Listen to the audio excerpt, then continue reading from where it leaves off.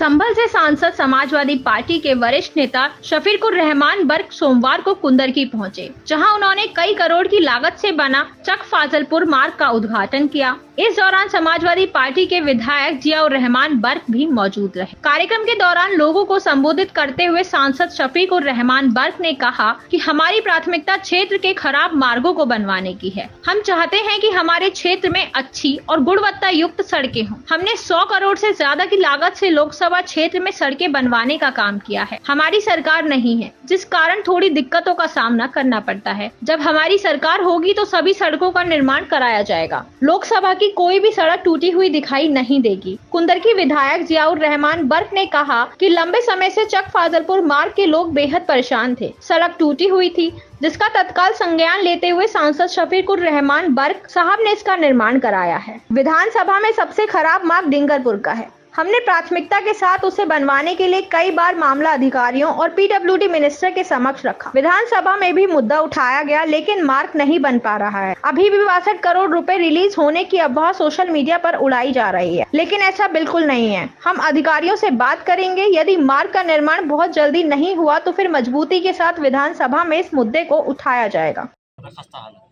अब बात ये आती है कि जब हम दूसरी रोड बनवा रहे हैं तो वो रोड क्यों नहीं बन पा रही, ये भी सवाल लोगों के जहन में आएगा, तो मैं उसका जवाब ये देना चाहूँगा। ये रोड जो हमने बनवाई है, लगभग पूरे लोकसभा संभल के अंदर करीब 100 करोड़ रुपए के रोड मंजूर करवाए हैं, जिसमें 5वीं सड़क का आज उद्घाटन किया है। वो रोड पीएमजीएसवाई की योजना के अंतर्गत नहीं आती, नहीं तो अब तक उस रोड को भी बनवा दिया गया होता। वो रोड पीडब्ल्यूडी योजना के तहत आती है। यहाँ तक कि अगर मैं आपको बताऊँ, मैंने अपनी तरफ से ये पेशकश की थी अधिशासी अभियंता पीडब्ल्यूडी से, आपके माध्यम से लोगों तक पहुंचेगा तो ज़्यादा अच्छी बात है। मैंने कहा था कि अगर मेरी निधि और सांसद जी की निधि से भी अगर वो रोड बन सकती है तो मैंने उस निधि अपनी निधि से भी 1 करोड़ 2 करोड़ रुपए जो भी देने के लिए मैंने उनसे सहमति दे दी थी।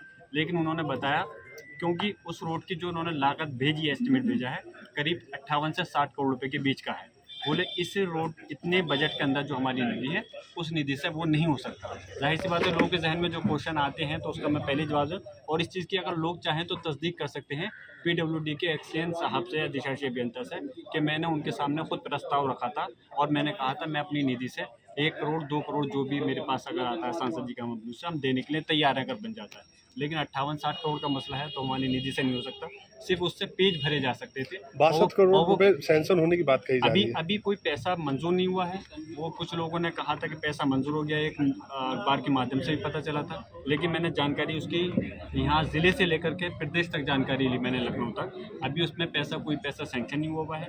मैं पूरी नज़र रखे हुआ हूँ उस रोड के ऊपर, क्योंकि मैं जानता हूँ कि कितनी लोगों को जो उस वहाँ पर रहते हैं, चाहे कुंदरकी के लोग हों, गुरेर के लोग हों, हरियाणा के लोग हों, नगला के लोग हों या मझोली के लोग हैं, सब लोगों को बेपनाह परेशानी होती है।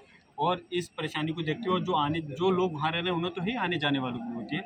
मैंने इस रोड के सिलसिले में मैंने काफ़ी सारे लेटर पत्र भी भेज चुका हूँ, चाहे वो मैंने अधिशासी अभियंता को दिया हो, चीफ को दिया हो, या माननीय मंत्री जितिन प्रसाद जी को दिया हो, या माननीय मंत्री और मुख्यमंत्री योगी जी को दिया हो। इसके अलावा विधानसभा में भी मैं रख चुका हूँ, और इन सारी चीज़ों का जो मैंने पत्र भेजे हैं या मुलाकात करी है, उसके सारे मेरे पास में सरकार गड्ढा मुक्ति की बात कर रही है। लेकिन अफसोस की बात है, अभी तक 1 साल हो गया इस उत्तर प्रदेश सरकार ने उस रोड को मंजूर नहीं करके दिया, जो बहुत अफसोस की बात है।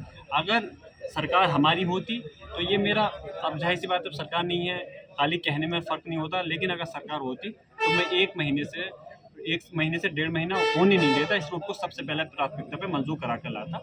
यकीनन सरकार नहीं है।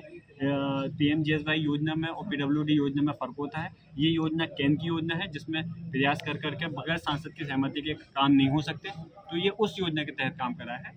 वो प्रदेश की सरकार की योजना है पीडब्ल्यूडी की, इसलिए हमारा प्रयास है।